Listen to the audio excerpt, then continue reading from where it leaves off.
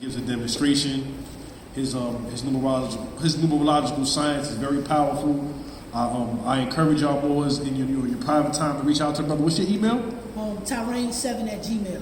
Tyrain7@gmail. Is it Tyraine7@gmail.com? And hit the brother up, man, because again, as he stated, he does predictive numerology. So if you're trying to find out if you're on the right path, where it is that you need to be, what direction you should be going, or things you should be focusing on, things you should be refining within yourself, it'd be an excellent idea for you to hit the brother up if you're kind of confused on the direction that you're in currently right now. Islam?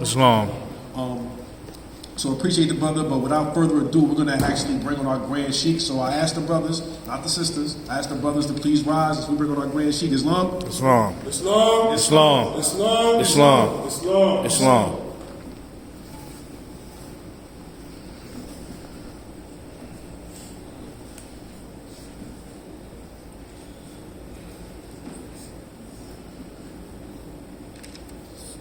First, I give praise to Allah. I give honor to all divine prophets. I give honors to Prophet Noble Julie, first, second, and third form. I give honors to Grand Sheikh Timothy Prophet Noble Ali. I give honors to all the ones that's here. I'm Grand Sheikh K. Yusuf Bey. Peace. Peace. You may be seated. Islam, Moses. Islam. That was a powerful demonstration that the brother gave, and it just shows the diversity in Moorish science. Moorish science is not limited to one particular thing. That's why this tassel on our fez swings 360 degrees. We're not bounded down to any type of dogma. We deal with 360 degrees, so we deal with as above, so below. So we're not bounded, so the brother could come and demonstrate the science of the numbers and show the how relevant it is to this day and time. We can't get spooky with the science of numbers. So the brother did an excellent demonstration, and we us at this temple, we don't deal with division. You see the brothers from the noble temples, and he could come and demonstrate anytime he come. He call, he here in New York, there's no problem with him coming up here and demonstrate because we don't know everything. Everybody got their portion of Moorish science, everybody got their portion, so that brother brought his portion, and then we could add on to that portion that he got, and now we could complete our cipher. Islam. So we not discriminate. We're not going to discriminate with different Moors coming up here demonstrating, because we all, got to get a piece of that knowledge. Islam. Islam. So today we got a special guest. We have a brother. He's here as a representative of the Kingdom of Yah by the Honorable Ben Amin. And we've been in communication with the brother from the Kingdom of Yah in the Holy Land of Canaan for some years now, because we as Moors need to have an established international connection. We got to understand that our Prophet Noble Joli said we come from the Holy Land of Canaan. Now we have family over there that been over there in the land of Canaan, the land of Israel, since the 60s, when the Honorable Ben Amin went to the Holy Land of Canaan, to the land of Israel and Damona. So we have family that's over there. We need to establish a communication and establish with those family that's over there in the land of Israel. Is that correct? Islam. Because this is nationhood. The Honorable Ben Amin, he took the Prophet Noble Julie some of his ideas for our nationhood and physically established this. While we Moors, we talk it, but they did it. And we got to bear witness about it. We talking nationhood, they got a nation over there. With a lot of our people that's over there, been over there for years, they accomplished it. And we need to take what they done and look at it and see what we need to do for ourselves as Moors. Islam. But I just want to show, because you have naysayers. Some Moors don't understand, why this Moor is connecting with the Hebrew Israelite brothers and, why he's so adamant about this. I just want to show a little historical connection between the Moors and the Hebrew Israelites, and that we want a family, and then we're going to bring the brother up, what they established in the Kingdom of Yah and what they got going on for 2020 and forward. Islam? Islam.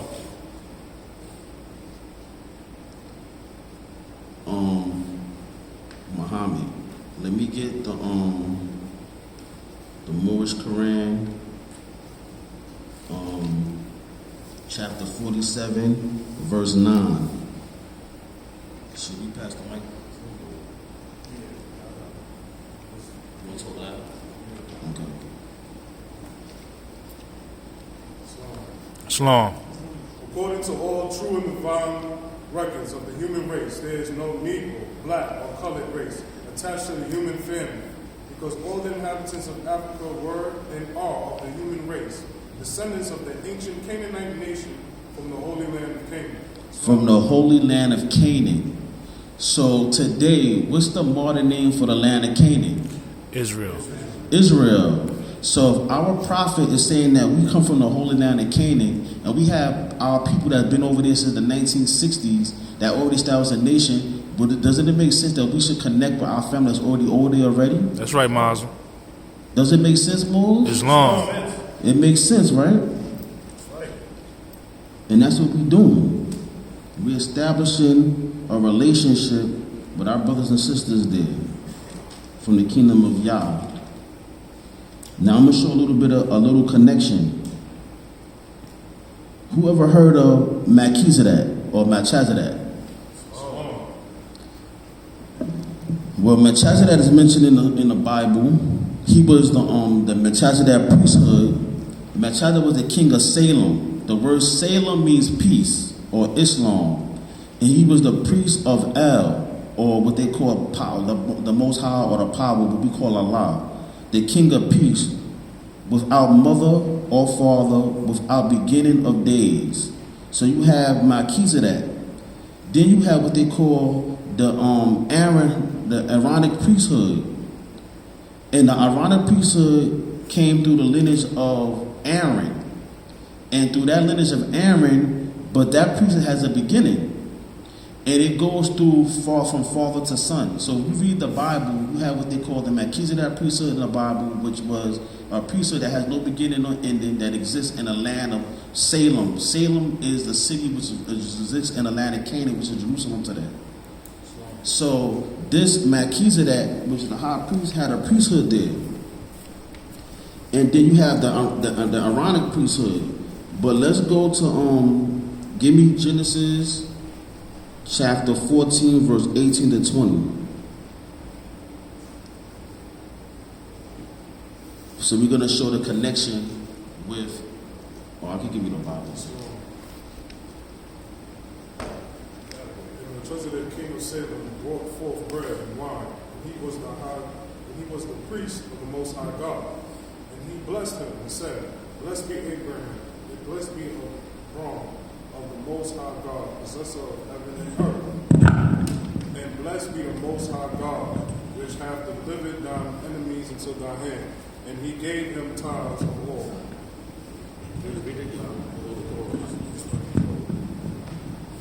Islam. And the Melchizedek, king of Salem, brought forth bread and wine, and he was the priest of the Most High God. And he blessed him and said, "Blessed be Abram of the Most High God, possessor of heaven and earth. And blessed be the Most High God, which hath delivered thy enemies into thy hand." And he gave him tithes of all. Islam. So says Salem is an ancient name for Jerusalem, which was at the time a Canaanitish. Melchizedek was king of the very ancient city of Jerusalem, the priest of Allah. Melchizedek inherited the priesthood from no man, unchanging priesthood. This order is the order which Christ also belongs. So this was an order that Christ also belongs to. Now the Canaanites who inhabit the land of Canaan, see in the Bible they talk about the Canaanites were idol worshippers and things of that nature, but all Canaanites were not idol worshippers. You had in Canaan, an order of the Essenes was called Isaiah. So there was an order of Canaanites that existed in the land of Canaan during the time of Melchizedek or Melchizedek, was called Isaiah. The group which lived in Mount Carmel in Galilee. The Galilean Essenes, the Nazarenes, is a Aramic word. Nazarene comes from the Canaanite word Nazar, and it means to concentrate by his faith to El. So that means that this Canaanite order, or the Asayas that exists during the time of Melchizedek, they dedicated themselves to the god called El. These Canaanites did not worship idols. They were under the priesthood of Melchizedek. So when the prophet says that we descended the ancient Canaanites who have the land of Canaan, he's talking about them Canaanites that was under the order of Melchizedek that inhabit in the land of Canaan. Islam?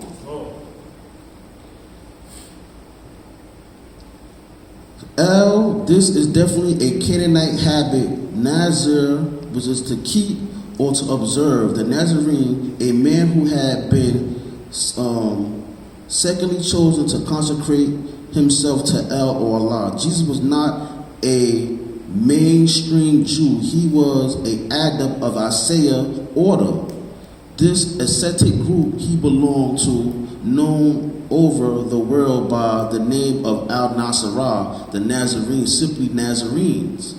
So this Canaanite order that exists during the time of Melchizedek, what was called the Asaya that exists in Mount Carmel, in the Galilean Essenes, Jesus was a part of this ancient order of these Nazarenes.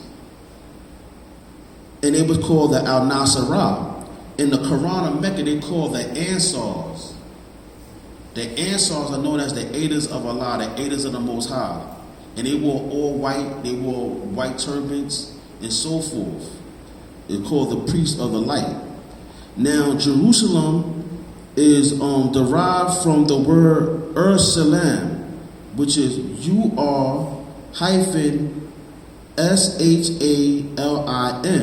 The city of Salam, the son of El. Salam or Shalom was a god of dust from Canaan. So the name Salam or Shalom was a god of dust from the Canaanites, as far as El or El Elyon or Allah, the High El, the representative that was first light of creation. The high priest Melchizedek built a temple in the city of Jebus, found earlier by the Canaanite, Amorite, Jebusite tribes. Give me Judges chapter 19, verse 10. So what I'm saying is that the name Jerusalem is derived from Salam, which is Salam, which comes from a Canaanite god of dust. So now you can trace the name Jerusalem back to Canaan, to Canaanites. So what I'm saying that there were existent order of Canaanites that exist in the land of Canaan during the times of Melchizedek, who worshiped El Elyon, the Most High God, and they were not idol worshippers. And this particular group was called Asaya. It's from the Aramic word, and it means Asaya. They were a group of Essenes that exist in Mount Carmel in the city of Salam or Jerusalem. So if the order of Asaya, which is this Canaanite order, exists in the land of Canaan, which is Jerusalem today, and our brothers from the kingdom of Yah is connected with us Moors back to the land of Canaan, what's wrong? So you gotta understand that this is deep. This is in real time. That this brother is from the kingdom of Yah. He's here to represent on behalf of millions, thousands of so-called black people who live there, and they open and extending their arms to us Moors here. This is history. Right. Connecting us back to the Holy Land of Canaan, to the land of Israel. I'm just trying to show y'all, so when the war come up, y'all can understand the connection and why the war is here. Islam, Judges, chapter 19, verse 10. But the man would not tarry that night, but he rose up and departed, and came over against Jebus, which is Jerusalem, and there were with him 2 asses saddled. His concubine also was with him. So he said Jebus, which was Jerusalem. Who know who Jebus was, biblically? He was the son of Canaan. The Jebusites or Jebus. So the son of Canaan, Jebus, this was the land of Jerusalem. This was one of the ancient name before it was called Jerusalem, when we found in the piece. It was called Jebus, also Selam, and called also Ariel. When these Canaanites inhabit this particular area. Islam? Jerusalem was also called Ariel. Give me Isaiah chapter 19, verse 1 to 8. And Ariel was also a Moabite deity. When you look in Israel chapter 8, verse 6, it was called Ariel. So we found in the biblical record that Jerusalem was once called Jebus, which is in Judges 19 and 10, and then it became later to be known as Jerusalem. It was also called Ariel, which means the Lion of God. Chapter 29, verse 1 to 8. It's long. Woe to Ariel, the city where David dwelt. Add ye year to year, let them kill sacrifices. Yet I will distress Ariel, and there shall be heaviness and sorrow, and it shall be unto me as Ariel. And I will camp against thee round about, and will lay siege against thee with a mount, and I will raise forts against thee. So it says Ariel where David dwelt. Where did David dwell at? In Zion, in Jerusalem. Is that correct, brother? So now we have a reference point where in the book of Judges, we know that Jerusalem was once called Jebus, descendant of Canaan.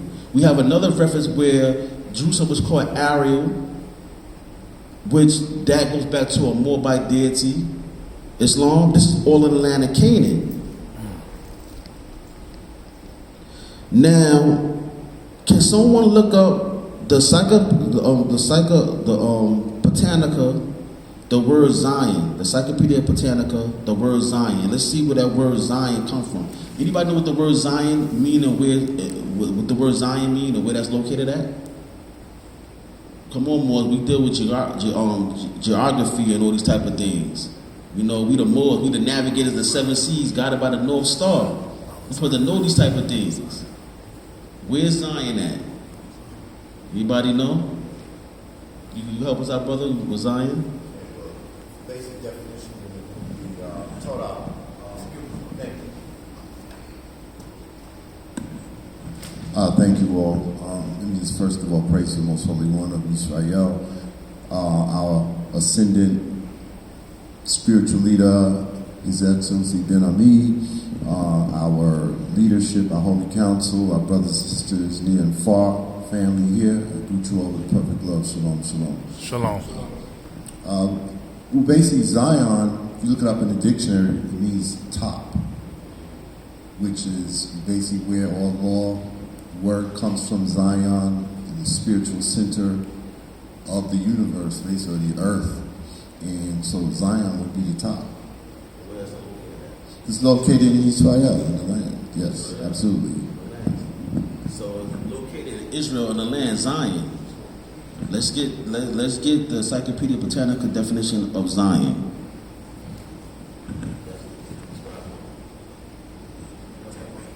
Islam. Shalom. Listen to this. The encyclopedia. Let me say one thing. So we showed that Jebus was an original name of the land of Israel or Canaan, and Jebus was one of the sons of Canaan, right? We showed that one of the names of Jerusalem was also Ariel, which means the Lion of God, which goes back to the Moabites. And now we're going to go into the definition of the word Zion and where it comes from. And now we understand that Melchizedek was a priest in the land of Canaan, and it was a Canaanite order called the Asayas, who were a Essene group who worshiped the one God called El. Right? Let's see what the term Zion comes from according to this definition. Islam. This is breaking up in two parts. It gives a definition and then it goes into the etymology. Zion, in the Old Testament, the easternmost of the two hills of ancient Jerusalem. It was the site of the Jebusite city captured by David. The Jebusite city captured by David. Continue. King of Israel and Judah in the 10th century BC, 2 Samuel 5:6-9, and established by him as his royal capital. Some scholars believe that the name also belonged to the stronghold of Zion taken by David. As far as etymology, the etymology and meaning of the name are obscure. It appears to be a pre-Israelite Canaanite name of the hill. Let's get this slow way. Say they get a pre-what? It appears to be a pre-Israelite Canaanite name. So what do pre mean? Before. Prior. So before the children of Israel inhabited the land of Canaan, the name Zion was what? pre-Israelite Canaanite name. It was a Canaanite name. So we see, let me definitely it was a Canaanite name. So now we're seeing that when you deal with the Aboriginal indigenous people of the land of Canaan was the Canaanites. These terms still trace back to the ancient Canaanites. So if these names are still associated with Canaan, was all Canaanites idol worshippers? No. All Canaanites were not idol worshippers. Just like all the Beni Israel was not worshippers of the one God Yah. Some of them straight away started worshiping idols. So we have to understand this, that this took place. There's more, that's good.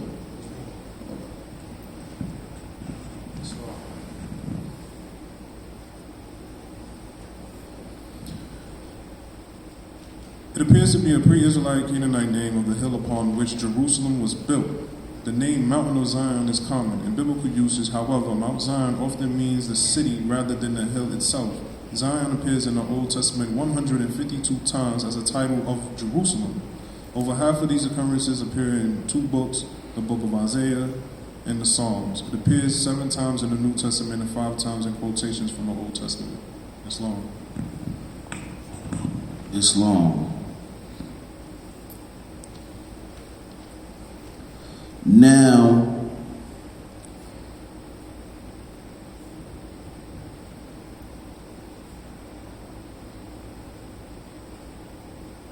okay, so y'all heard of the prophet Abraham.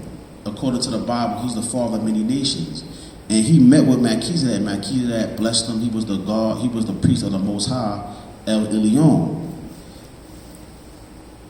Melchizedek, king and priest of Allah El, and as the Canaanites were there in the land. When we go to Genesis chapter 12, verse 6, or where there the inhabitants, it is evident that it could be no other than their priest. So he's a priest of the Most High El Elyon in the land of Canaan in Salam, right? It's long. Now, according to Genesis 12 and 6, the Canaanites inhabit that particular land. So if he's a priest, who he's a priest of? And we understand too that Melchizedek is a title, because Shem also carried that title of Melchizedek. Many carried that title of Melchizedek. So that title goes back to ancient times. So I'm not saying that Shem that one time did not carry that title of Melchizedek. But what I'm saying is that if Melchizedek is a priest of the Most High in the land of Canaan, and according to Genesis 12 and 6, the inhabitants of Canaan were the Canaanites there, who he was the priest of at that time. If I got a congregation in Brooklyn, and people living in Brooklyn, and people in Brooklyn are part of my congregation, It's long. so if he's in the land of Canaan, and Canaanites inhabit at that time, he would have Canaanites as a part of his congregation. He'll be a Kohan of Canaanites. It's long. Islam? It could be no other than their priest. It is quite absurd to suppose that there should be a priest for our people, and there would be no other beside the Canaanites. There is no expression would induce us to believe that the Canaanites were all idolaters in the time of Abraham. Abraham had a covenant and a treaty in friendship with them. Now, according to the Torah, you cannot have any type of covenant with pagans or idol worshippers. This would be a violation of the Torah. So let's get Exodus chapter 23, verse 32. And Amir, can you give me Genesis 20, verse 7? I'm going to end with this. Yeah, 23, verse 32.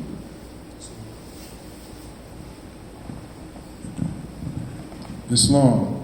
Thou shalt make no covenant with them nor with their gods. Islam.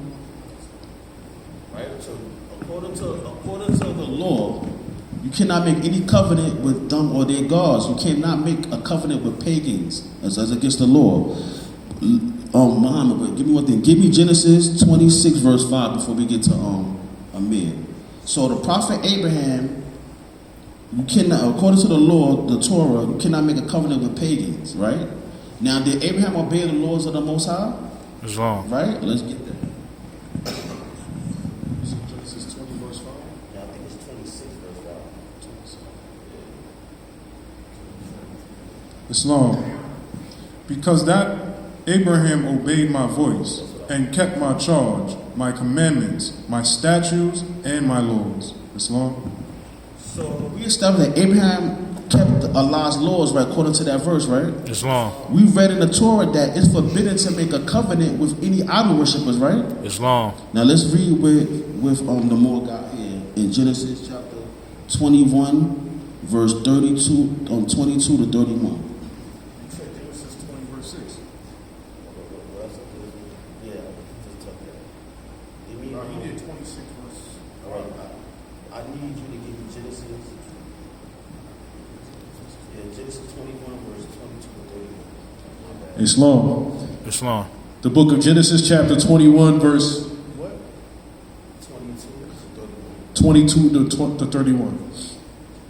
And it came to pass at that time that Abimelech in Philol, the chief captain of his host, speaks unto Abraham, saying, God is with thee in all that thou doest. Now therefore swear unto me here by God that thou wilt not deal falsely with me, nor my son, nor with my son's son, but according to the kindness that I have done unto thee, thou shalt do unto me, and to the land wherein thou hast sojourned. And Abraham said, I will swear. And Abraham reproved Abimelech because of a well of water which Abimelech's servants had violently taken away. And Abimelech said, I would not have who hath done this thing, neither didst thou tell me, neither yet heard I of it, but today. And Abraham took sheep and oxen and gave them unto Abimelech, and both of them made a covenant. Wait a minute.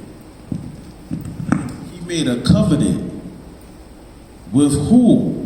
Abimelech. A Canaanite. But he obeys God's law. And according to the Torah, you cannot make any covenant or any agreement with a pagan. So why would he make a covenant with this Canaanite? Because you know why? This Canaanite was not a pagan. All Canaanites did not worship idols. Some Canaanites worshiped El Elyon. They were of the order of Melchizedek, the Asiya. That's why he was able to make a covenant with him, and it was not breaking the law. Continue.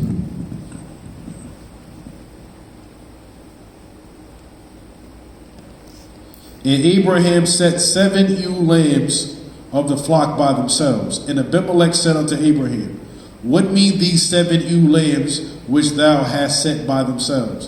And he said, for these 7 ewe lambs shalt thou take of my hand, that they may be a witness unto me, that I have digged this well. Wherefore he called that place Beersheba, because there they swear, both of them. Islam. My point is more is that you see that the prophet says we are descendants of ancient Canaanites from the holy land of Canaan, and that Israel and Canaan are one and the same, and that there were Canaanites who worshiped El Elyon, the Most High. It was not always idolatries. And you could go further in where the Most High forbade the children of Israel to even amalgamate the Canaanites. They kept on mixing back and forth together, so they shared the same bloodline to a degree. Even though we know it according to the Torah is according to your father, but it still have a Canaanite bloodline. So what I'm trying to show that there's a connection between us Moors and the children of Israel. And the prophet Numbers really said Jesus was our brother, and he's from the tribe of Judah. Then what are we? Judah. We from the tribe of Judah. So now we're gonna have the brother come up and do his presentation pertaining to the kingdom of Yah and what they got on the agenda for our people for now and the future. With that, I say peace. Peace.